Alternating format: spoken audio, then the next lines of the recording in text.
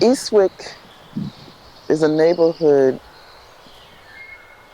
that sits inside the city, but outside of the city landscape in terms of what the area looks like.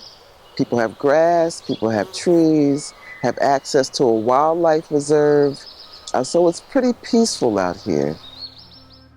During the night, it was the August 4th, the night before, it was real windy, and it felt as though my roof was going to come off. It just was like real, you could hear it. It felt like the windows were going to crash in. I was like, what is going on? So in the morning when I woke up, it was just all this water downstairs.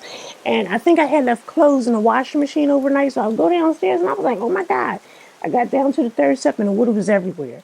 It was a nice summer day. It had rained earlier that day, early that morning, but it didn't seem to be anything that was abnormal. We had received the storm notices and all of that sort of thing, but it was nothing abnormal. So, I come back downstairs and I see the water is, at that point, it's just barely up to the top of the curb. By 118, the water was coming in the front side. So within 20 minutes, it had come up the driveway and it was starting to come in. We got the towels and stuff and we had put that down. And we were trying to unplug things, move things upstairs, do whatever we could to try to salvage as much as possible so that, nothing got damaged. We had no idea that it would be about a little bit more than 2 feet of water in our living room, the whole first floor. I recall watching the news, and they were talking about the anticipated tropical storm and flood waters. I don't recall hearing anything about residents of Eastwick get to higher ground. That was never said. That information was never given. And then as I continued to watch the news, then they began to do special reporting. And special reporting stating that the Eastwick community was being hit by the tropical storm. And they began showing pictures from the helicopter view of the inches and feet of water that this community took on. I remember watching them take people out of the second floors of their homes, the second floor windows. And after the rain stopped and after the flood subsided, I remember getting in my car and driving as far as I could to the area that was impacted to see what service I could be. Here in Eastwick, after Isaias happened in August 2020, a number of partners were out, including volunteers from different churches and so forth, helping people clean up their homes.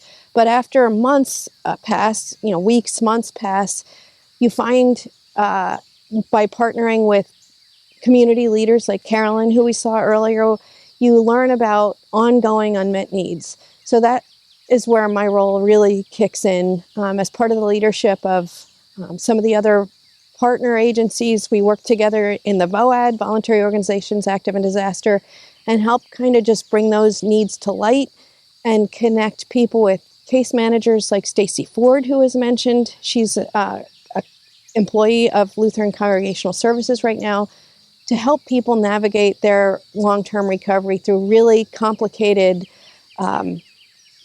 challenges they face related to insurance, applying for other resources, and so forth. So just trying to connect people with case managers who walk them through their recovery so we can create resources to help families recover. A lot of things we just saw floating and outside the car, the cars were basically covered. You could barely see the top of them. When we looked out the back, it was like rapids. You go out on a rafting, whitewater rafting, and you hit the heart. That's what that area back there moving. The water was coming down. It did a lot of damage. Like I said, this whole first floor had to be replaced, and there were some things that we didn't know, or I didn't know to even look at. The hot water heater went. I lost the majority of my appliances.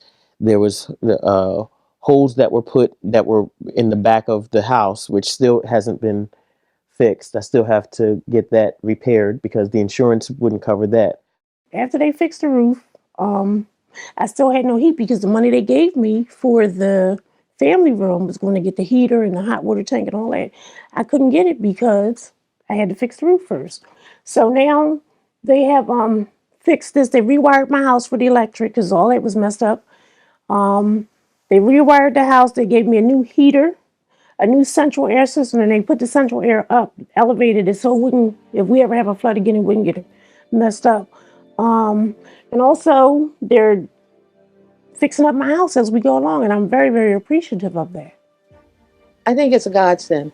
It really is to communities like Eastwick and there's other communities that they serve. I think they are extraordinary people. It really is exemplary of the good that is in this world. Not everybody is mad, not everybody or bad.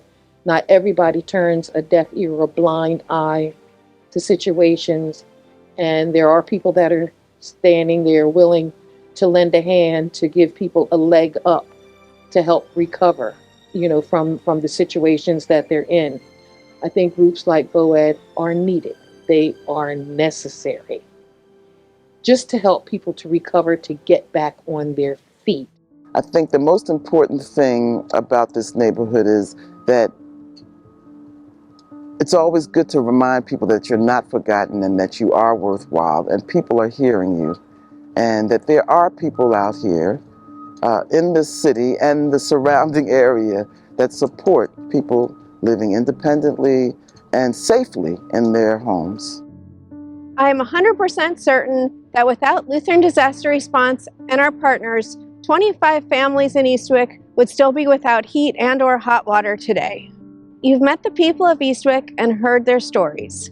You can be part of their recovery story and the story of hundreds of other storm survivors in our 5-county region by donating your gifts and talents to repair so many lives. You can call me directly at 267-464-7740 or visit us at lutherancongregationalservices.org.